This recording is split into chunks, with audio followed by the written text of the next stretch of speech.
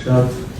կարևորում են նման հանդիպումները ու նպատակը դասախոսություն կարդալը չէ, այլ ավելի շատ ձեզ լսելը, զրույց ունենալը,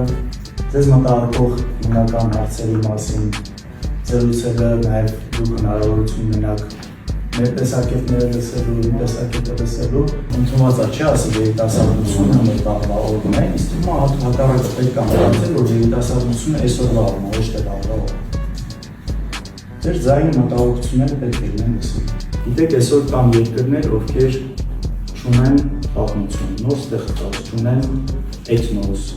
բայց կերտում են իրենց ինքնությունն են կերտում։ Հիմա մենք ունենալով այս ամենը, այն ինչը մեզ ժառանգել է մեր պապերը, մեր նախնիները,